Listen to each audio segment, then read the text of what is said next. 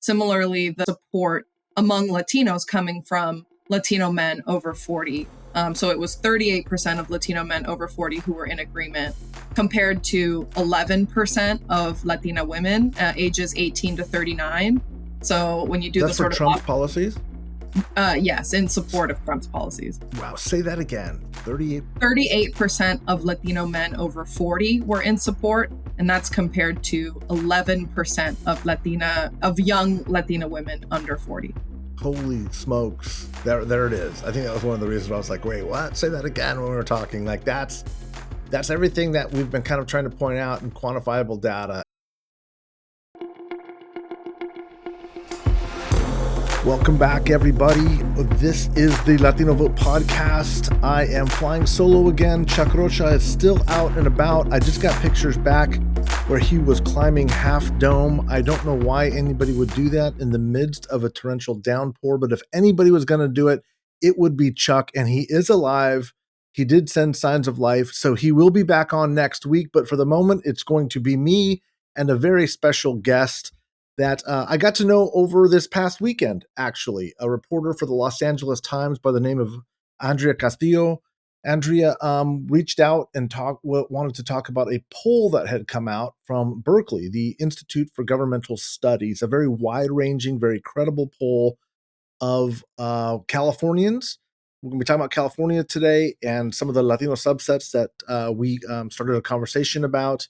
And it was a very different kind of conversation I usually have with reporters, because it was like, wait, this is fascinating what you're finding. Let me call you back in a couple seconds. I got in a meeting, and I think we went back and forth through 3 or 4 different conversations. Then I was like, hey, you need to come onto the podcast and kind of walk people through this, because there is so much happening at this moment in time that was covered in this poll.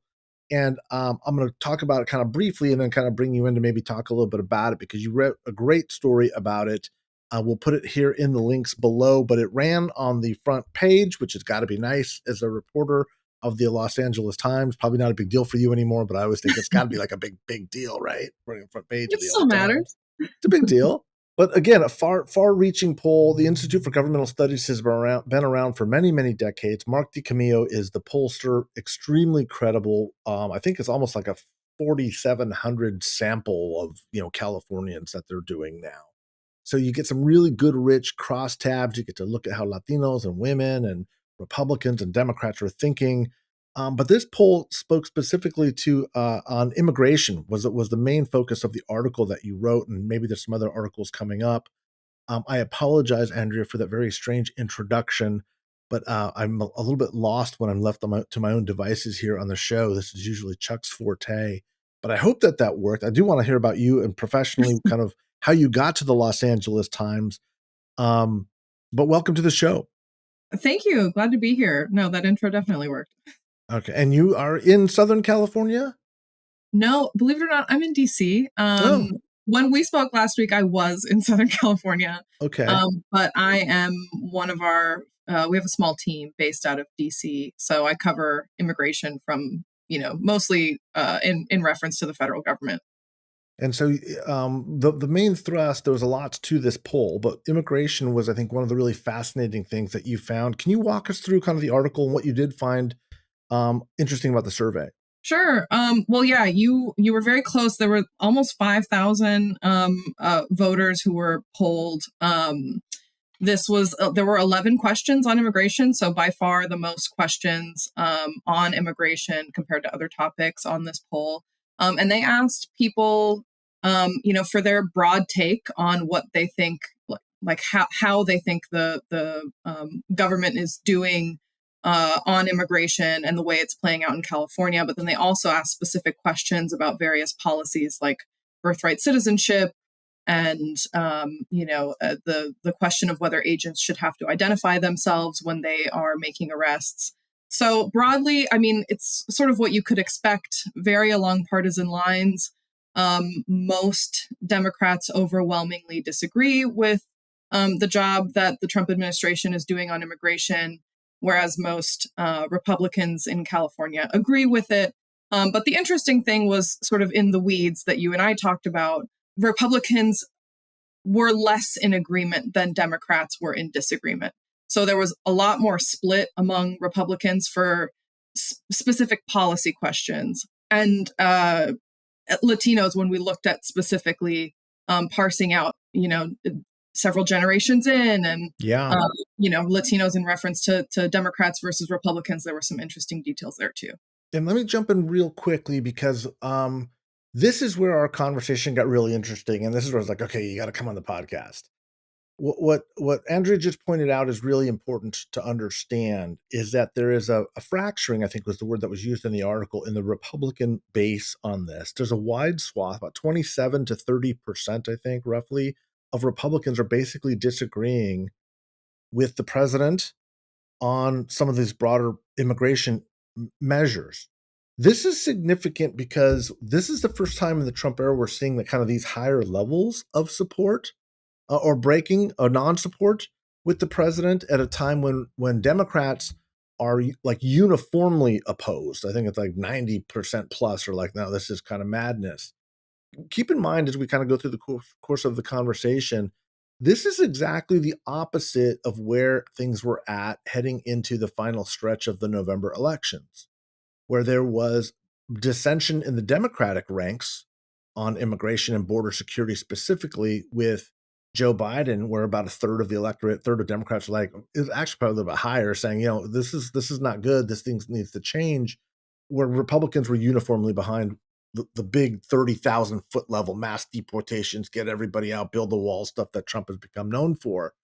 We're now in a situation 8, 9, 10 months into this thing where the exact opposite now is true.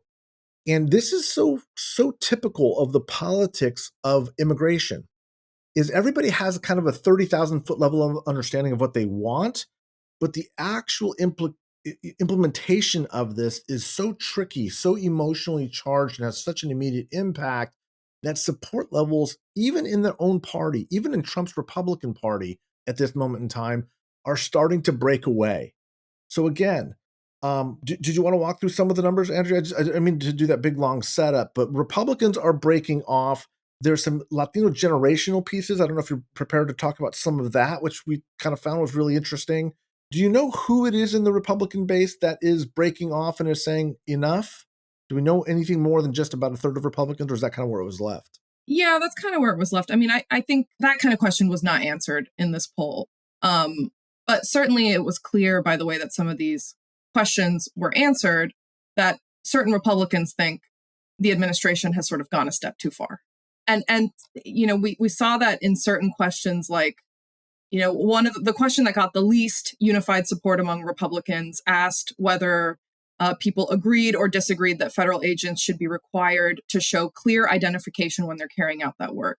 And so that question, the background to that is that immigration agents have been conducting these raids, and they're using face coverings. They're driving in unmarked cars. They're wearing casual clothing rather than, uniforms. And so that's sort of the backdrop to all of this. But 50% of Republicans who responded to this poll agreed that agents should have to identify themselves. 50%. Half of Republicans, folks, are basically saying this is overreach of Republicans. Correct. I mean, and on the other side, Democrats were totally in unison about this. It was 92% of Republicans who agreed that agents should have to identify themselves. But so that is clearly, a sort of due process, thought that Republicans are having, like, this is going a little bit too far. It's too much. It's too far. And look, Chuck and I have talked about this on the show earlier, back in January, February, after the inaugural and swearing in, and the immigration debate was just kind of starting to rear its head. The prediction that I made was that there was no winner or loser in this immigration fight, or there would be no winners, rather, that there would be a loser, and the loser was going to be the one who overplayed their hand. And the tendency for Republicans, as a Republican who's worked in this crazy party for 30 years, was that there's no doubt in my mind that the Republicans are going to overplay their hand and overreach. And so many of these Republicans don't even believe it's about border security anymore or immigration reform. They just see it now as an overreach problem where due process is being ignored and constitutional rights are being violated, and masked, jackbooted thugs are now showing up in neighborhoods around the country. So yeah, 50%, guys, that's an enormous number of Republicans are now saying too much, too far. You're going to have to dial it back in because we're not going to put up with this too much longer. Compared to the video game level numbers, 92%. Like that's just, I mean, it probably doesn't surprise anybody, but to see it just statistically in a poll, nothing is 92%. Like you could say the sky is blue and you could still get like 15% of people saying, nah, it's not really exactly blue. This is 92% of Democrats saying we're opposed to this, lock, stock, and barrel. Yeah, I think as a layperson, it might seem pretty obvious. I mean, I got a lot of emails after that story came out, like, duh, of course, this is the way that people feel about this. Although I guess I would assume that some of those people didn't read the details about, some of the fracturing among Republicans. Which was the real story, you were writing, right? Yeah, definitely. I mean, I thought for me, that was the most interesting stuff. And of course, when it comes to, agent identification, ICE has justified that tactic by saying that, agents are being doxxed or at risk of doxing and that they have faced increased numbers of assaults while they're on the job. And so that's their reasoning behind all of these tactics. But still, I mean, if their supporters, if Republicans are saying, they should be identifying themselves, we'll see sort of how that plays out in the future, I think. Right. And Latinos taught us something interesting too, right? Did you mention that in the article or no? Was it mainly focused on just the Republican side of the aisle? No, I definitely did mention some of the points on Latinos. It was a little bit surprising. I mean, Latinos did not stand out as substantially more opposed to some of these policies than anyone else. So, for instance, 69% of Latino voters said that ICE raids have unfairly targeted Latinos. But that's only 5 percentage points higher than white non-Latinos. So 64% of white folks said that the raids have unfairly targeted Latinos. So there's fully 30% of Latinos who are like, no, they're not targeting us as a community. Right. Which is significant in and of itself. Like I said, there's 30% of Latinos who are like, nope, this is not targeting Latinos, even though there's TikTok videos showing this overreach daily, even though there's kind of a barrage of attention and media focus, even though Alex Padilla, our Latino, Mexicano U.S. Senator, gets accosted at a Kristi Noem press conference, there's still fully a third breaking away from what conventional wisdom would suggest would be kind of the obvious. And again, we're always looking for that third number. A third of Republicans are breaking from the orthodoxy of their party and saying, no, this is too much. This is too far. These are coalitions very much in flux. Guys, that's what that is suggestive of. We all know that the Latino voter is changing, but this is really, I think, particularly interesting information. And I don't know, and I hate to put you on the spot here, but did you bring the generational data, that split of those 30%? Can you talk a little bit about that? Yeah. So a few other numbers that were interesting. There were these subgroups of Latino voters. So older men and third generation or beyond were more likely to support the way that immigration enforcement is being carried out by the administration in California. Third generation and older Latino men are the ones who are the most likely to support Trump's immigration policies. From what I remember, and maybe don't hold me to this, but I think it went up by like 10 percentage points. So it might have been like fully a third of third generation and beyond Latinos were supportive compared to like 20% or below. Yeah, and that first and second gen are like at 20%, but the leap from first to second gen is basically non-existent. But from seconds to third is where you start to see really significant changes. Now, they're not going to 80, 90%, of course, but a double-digit change is, again, the sign of all of this movement. And again, as if we talked about, 80% of new Latino voters, 80% are now U.S. born. The most significant of those are third and even now a fourth-gen voter. So that's the Latino voter themselves are changing. And that's why these issues are changing. The conventional wisdom of where we were at when the IGS poll was coming out in 1994, and Mark DiCamillo was the pollster back in 1994, right? And if podcasts were a thing back then, which they were not in the mid-1990s, and we brought Andrea on, as a Los Angeles Times reporter, the data would be very different. Latinos would be much more uniform, but it's not because they're changing. And I think the real reason why I was hoping that you would kind of come and talk with us today, I'm so glad that you did, is to just point out, just from a data perspective, where your article did so well, that it is both coalitions, both sides of this equation are changing with some pretty non-traditional views or understanding of why Republicans are moving. A third of Republicans are moving, a third of Latinos are moving in the other direction. And that's why we're seeing, as much as things are in flux, both parties are still at like this 50-50 split, is because the same shares of moving are in the opposite direction, like two ships in the night. One of the things that you and I talked about was, the percentage of Latino men who, supported Trump during the election and how that played out in this poll. And we did see, similarly, the highest support among Latinos coming from Latino men over 40. So it was 38% of Latino men over 40 who were in agreement, compared to 11% of Latina women ages 18 to 39. So when you do That's the for sort of Trump's policies? yes, in support of Trump's policies. Wow, say that again. 38% of Latino men over 40 were in support, and that's compared to 11% of young Latina women under 40. Holy smokes. There it is. I think that was one of the reasons I was like, wait, what? Say that again when we were talking. Like that's everything that we've been kind of trying to point out in quantifiable data. And did you write on that in the article or no? I did. Yeah, I did. It all sort of has to be taken in the broader context of the fact that 72% of Latinos overall still disagree with the way that the Trump administration is enforcing immigration. Yeah, and again, we're talking about margins here, people. No one's saying like there's 40% of Latinos support Trump on this stuff. That's not the case at all. We're just looking at these little subgroups and saying, where is all this little change happening? Because the one thing that the IGS poll does really well is, one, it's a very large sample. So even if you're looking at Latino subsets, you're getting enough to get an accurate read on the community. But they are also one of the few polls that breaks things out generationally. And with Latinos, that has always been the biggest demarcation in changing political views, is between second and third generation. And it's why I love the IGS poll, is because it does do that when very, very few other polls, certainly no national polls, do. So again, let's be mindful. This is just a California survey, but if there was one place where you would not expect to see this, it would be California, and yet here it is. Fair enough to say?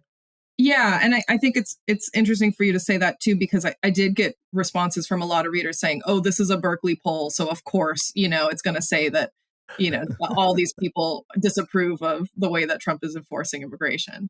Right, of course. But you're saying it's a big sample size, and it is, It's a massive sample size. 5,000 in California is one of the bigger sample sizes I've ever seen, like in decades. So it's massive. And there's just Mark DiCamillo is I mean, he's blue chip. He's been doing this for decades. He knows the state extremely well. They know what they're doing. These are political scientists, and whether the data was good or bad for the right or left, they're agnostic about it. They don't care.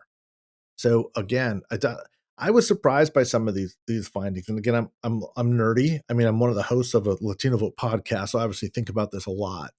But when you called and you had access to it as a journalist a little bit before everybody else, and you're walking me through it, and I was kind of like going, "Oh my goodness, that's different. That is divine conventional wisdom." And I thought that you would probably get a lot of attention, and I think you probably did on the article. Yeah, I mean, I think I was a little bit surprised by how fascinated you were. I mean, again, because some people really felt like this is obvious stuff, but you're saying it's not. It's not. And again, it's marginal. So a guy like me is going to look and go, whoa, there's a difference between 25 points between men and women, Latinas on this issue. Like, to me, that's a very big finding, because it starts to explain like the gender divide in our community. Latinos have the biggest gender divide of any race or ethnic group in the country. And there you see it. So when I see that data point, again, a nerdy guy like me is going to be like, that's huge. And you're like, yeah, but 72% of Latinos are still saying the guy's off his rocker. And you are correct. You are absolutely correct. It's just, I'm looking so deep into the weeds on this stuff. But again, those little things become big things over the years. And again, after looking at this for decades, I probably need a better hobby, Andrea, is what I'm saying. Because I need to find something more productive to do with my life than to be looking at crosstabs in different polls. Well, here I am doing it as well. So, well, right, you're actually writing it for public consumption. Are there other things that in the poll that you wanted to bring out or in the story? There was another question that got very little support among relatively among Republicans, and that was on the issue of doing immigration enforcement in sensitive locations. So the question asked people to agree or disagree with the statement: ICE agents should expand immigration enforcement into schools, hospitals, parks, and other public locations. And so for Republicans, 53% agreed with that statement. So it was close to half. But another interesting sort of sub finding among this was that fewer than 1 in 3 of the people who agreed strongly. So to the extent that they did agree, they were kind of iffy about it. There's some hesitation. That's an opening. That's an opening line of attack politically to be like, Yeah. And so, all of this is in the context of the fact that shortly after Trump took office, he rescinded this 2011 memo that restricted immigration enforcement in sensitive locations like churches, schools, and hospitals. And so since then, agents have actually been making arrests at those types of locations. And one of the recent arrests was at a school in LA. This 18-year-old high school student was walking his family dog, and he was taken into immigration custody. And this was the week that schools opened at LAUSD. So it was a pretty big deal. it's just horrifying what's happening in the community. And again, as these stories kind of roll out more and more, it is not surprising that we have seen public opinion broadly turn against the president because of these issues. Even Republicans are split 50-50 on some of the more egregious kind of questions. Like, you would think that's pretty obvious. You shouldn't be going into church or hospitals when somebody's sick in a hospital bed and like enforcing immigration actions. But here we are, right? And even half of Republicans don't support that type of overreach. Again, I think that's the most important part of it. Where does your beat go from here now? What are the issues that you're looking at that readers should be paying attention to with your work in the coming days, weeks, year? One thing I'm really looking into is the conditions of detention facilities. I have a story that is going to come out shortly about some of these conditions and issues of overcrowding at detention facilities across the country. That has led to issues with people saying that they're going hours without a meal, many hours without a meal. People saying that they are their clothes is not being washed in a timely manner, so they are sitting in soiled clothing. People saying that they are being sort of pressured to accept deportation so that they can get out of these conditions. So some of the things that I'm hearing from detainees in who are in detention facilities right now, mattresses on the floor, people being held in rooms that are supposed to be just meeting rooms for lawyers and clients to talk, those kinds of things. So that's one of the issues I'm looking at very closely. What's going on in detention centers, and then also how many detention centers do we have in the country? Do you know? I know it's more than 100. It's I think probably around 200. Yeah. Oh, it's a lot. That's including jails. So the number of dedicated facilities are the ones that just hold ICE detainees. That's much smaller. Like those are, for the most part, private prison companies. I was going to ask that with the big beautiful bill passage. Is there more money for detention facilities in there too? There's billions of dollars more for detention facilities for sure. There's one slated for opening, or it might have just opened in California City. So there's more detention space coming to California. California already has 7,000 detention beds, and as of this month, they were almost full or right around full. Is there anything that, I know this is kind of a weird question, but if the Democrats take over the House, is there anything they can do to claw back some of that money, or is that money already moved? Because I know it doesn't happen all at once, right? It's over a period of years.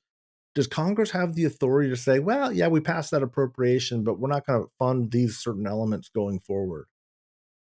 I think for some of the money, they could choose to, spend it elsewhere, or they could choose not to open some of these detention facilities. Yeah, in some cases, they would be potentially forfeiting money that was designated for a certain expense.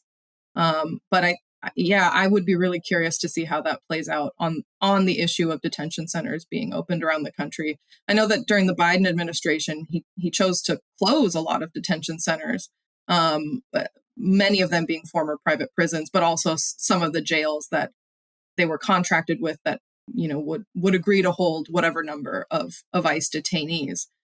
In some cases, they just said we're not going to hold ICE detainees there anymore. And many of those facilities, it was because the conditions were so horrific. The other thing that I'm working on is I'm looking at uh, deportations and self deportations. I mean, there's an increasing number of people who are choosing to leave the country on their own. There's a total shift from the way that it worked a year, 2 years ago. Where people were crossing the Darien Gap and coming up through South America, Central America, to the Mexico border. And now people are going the other way. And literally crossing the Darien Gap the other way? They are, but for the most part, my understanding is they're not crossing on foot anymore. They are taking boats across, and which is quite expensive for some of those folks. But nonetheless, they are taking the same route the opposite way. Will you be doing any reporting from Central South America? If you've got any pull with my editors, I'd love to. I don't know if I would. I don't know if I could get you to the Darien Gap. I don't know that I would do that for you, Andrea. As innovative as a reporter as I'm sure you probably are, I wouldn't advise that. I was so excited to get into the polling. I want to know a little bit about your career, how you landed at the Los Angeles Times. What is your origin story? Where did this all begin? Why a journalist? Why this beat? All of it. Okay. Well, we'll get into it. I like asking people questions. I like that people feel like they have to answer them. So that's okay. great. Nice. I was just a nosy kid is what it comes down to. Yeah. And this seemed like a pretty good way to be nosy. Where were you a kid at? What part are you from? Seattle. I'm from Seattle. Yeah. My mom is from Venezuela. She's been here for 3-4 decades at this point. Okay. Since the 80s. Yeah. So very irrelevant up until the last, several years. Now it's a great skill set, being a nosy kid from Seattle. Like it's paying off. Told you, Mom. Right. I told you there was money here. Oh, wait, there's kind of not, but that's fine. Purpose. There's some purpose to it, though. There's purpose, though. Yeah. For me, I didn't even consider that covering immigration was a possible beat. I always thought about hard news or features or sport, like the very basics of immigration, or sorry, of journalism. And when I got hired at my first job, which was at the Oregonian in Portland, I was the only fluent Spanish speaker at the time on staff. And so they asked me to cover the Latino community. And that was really cool. I really enjoyed it. There's a lot going on there. A lot of good stories to cover. A lot of good stories, and a lot of stories that were just going under the radar because no one else was paying attention to them, especially in Oregon at the time. And so, I was able to just, stay in journalism. I'm along for the ride. If layoffs ever get to me, then I guess my ride will end somewhere, but I'm still here. So figure it out then. Has being a Latina helped your career more or limited your career more? Oh, it's definitely helped. I mean, being fluent in Spanish has been huge. I use it almost daily. Yeah, daily in my work. And if anything, my work has made my Spanish better. Yeah. But that certainly has helped, just to be able to be pulled on to even in breaking news situations. I mean, I remember when I was a reporter in Fresno at the Fresno Bee before I came to the LA Times. Central Valley. No kidding. Yeah, I love the Central Valley. Yep. Okay. And I remember, there were times when there would be like a horrific crash or something, and it was like nobody else could talk to the victims. So, I would get sent out, even Portland as well. Situations like that. So it helped. I mean, even beyond covering immigration. I just learned recently from actually we had him on the show just a couple of weeks ago, Brandon Lauren Maxwell. He's a director. And he was telling me about how deep and rich the Latino Chicano community is there. He's like, no, it's a huge part of Portland. And I was like, are you sure? He's like, yes, dude, it's where I'm from. And I was like, oh, wow. Okay. All right. I guess we're everywhere. Yeah, I know we're everywhere, right? Yeah.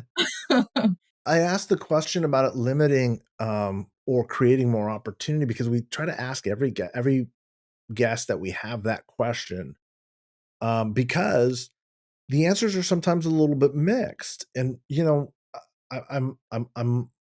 I don't want to say much older, but I'm older now in my profession. And when, and again, I was on the Republican side, Chuck's on the Democratic side, and when they called the Latinos in, it was because they needed us, but they needed us only for a very limited select purpose.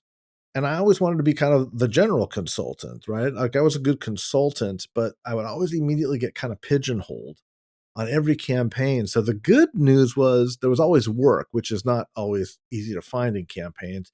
The bad news was it was kind of always in this limited scope that wouldn't kind of get me into the rooms that I wanted to be in. So I was wondering, that's changing now, right? As we are becoming more ubiquitous, it's like it's a necessary skill set for everything now. It's not a niche. It's valuable everywhere now. So that's fantastic. And a lot of people in a lot of different professions, whether it's in Hollywood or in journalism, are kind of now saying, "No, man, it's a real asset now. It's a real skill set now. It hasn't limited anything at all. It's been more of an opening up doors than closing them."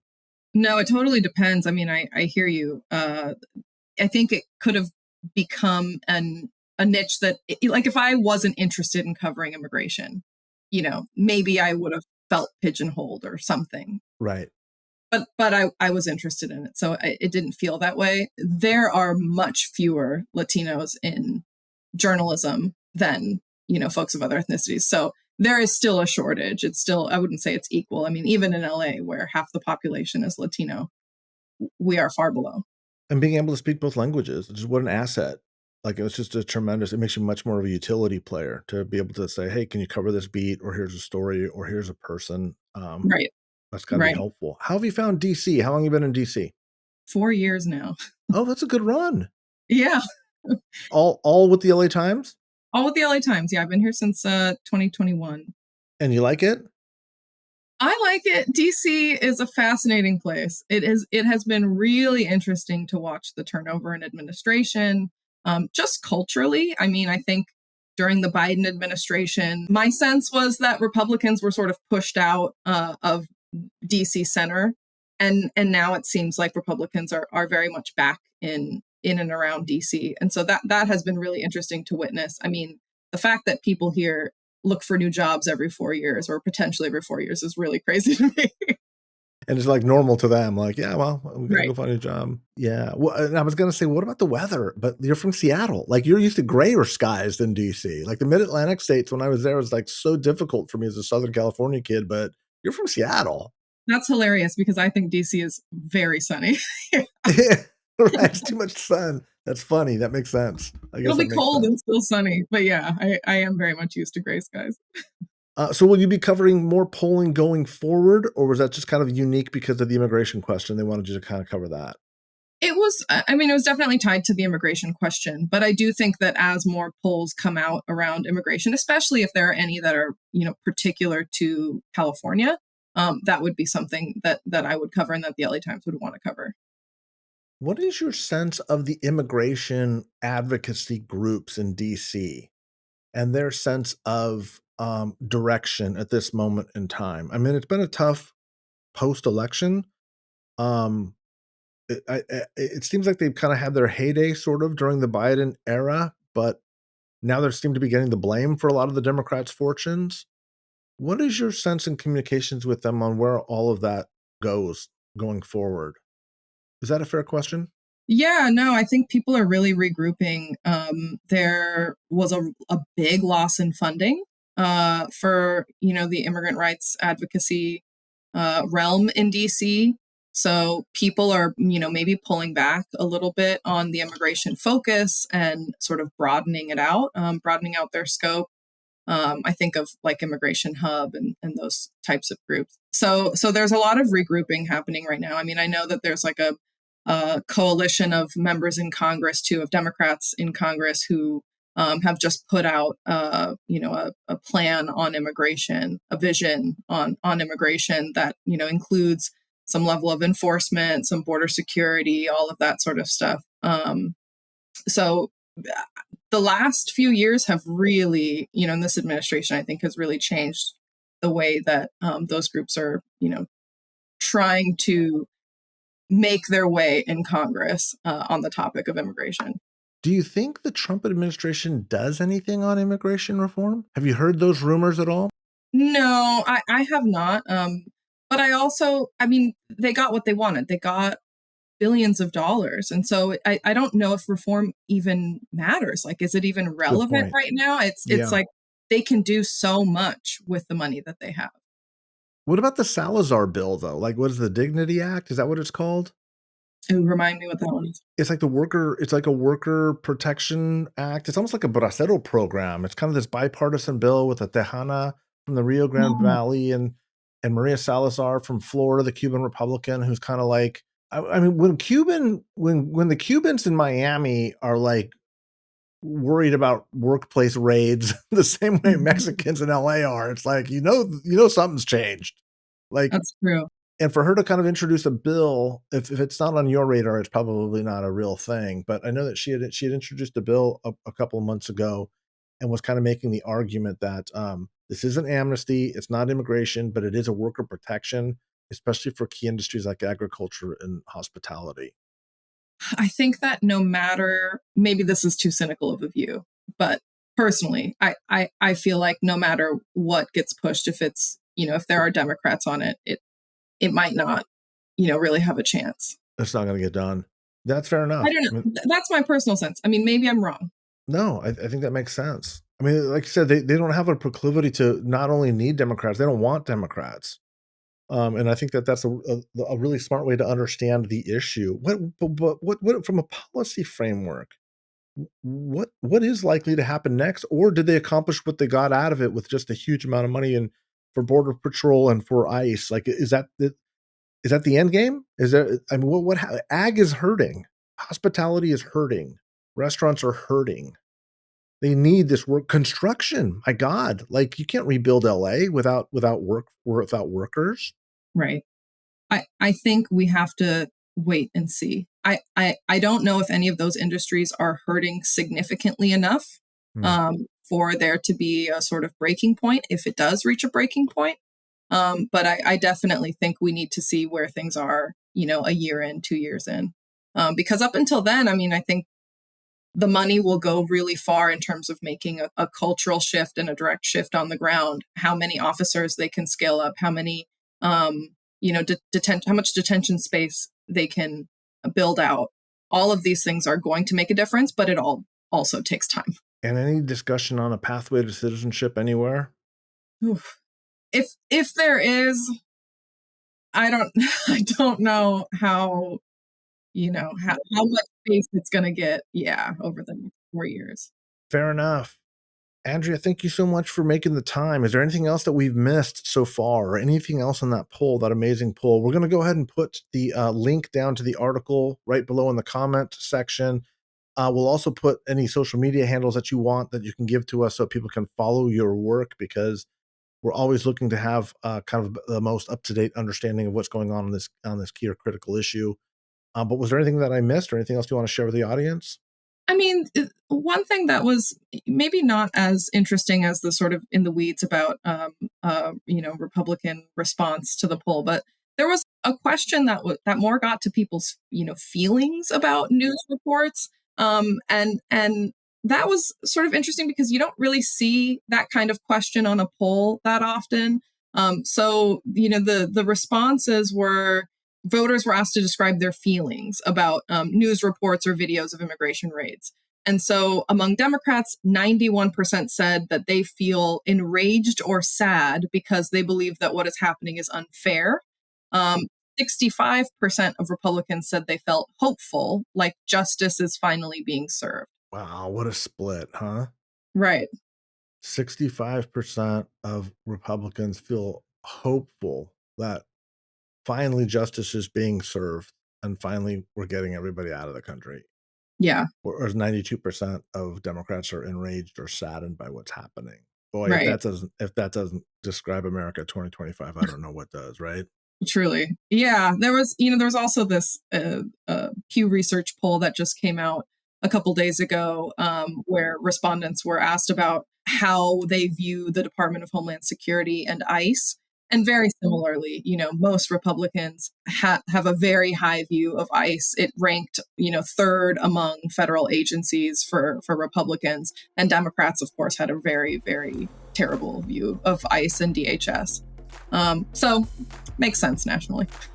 It's where we're at. I guess that's where some of those duh comments come from. And we got to look for those marginal moves to say, oh my God, this is epic. This is huge. And you're like, it is? Yeah, right. I think it is. That's why I call the experts. Yeah. Andrea, thank you so much for making the time. Enjoy DC. Keep doing such great work. And I hope that we get to work together again in the future. Thanks, Mike. Appreciate it. You bet. You have been listening to this episode of the Latino Vote podcast with Mike Madrid. Chuck Rocha, my co-host, co-founder, co-conspirator, will be back next week. But in the meantime, if you could do us a favor and subscribe and like and share and spread the word, this community has grown immeasurably since we first launched this idea in the midterms of 2022, right before them. I can't believe we're already heading up into the 2026 midterms. Thanks for being part of this familia. Thanks for being part of this movement. Thanks for being part of this discussion. If you have any feedback, give us those comments. Drop something in the comment section. Ideas for guests, ideas for topics, anything that we're missing.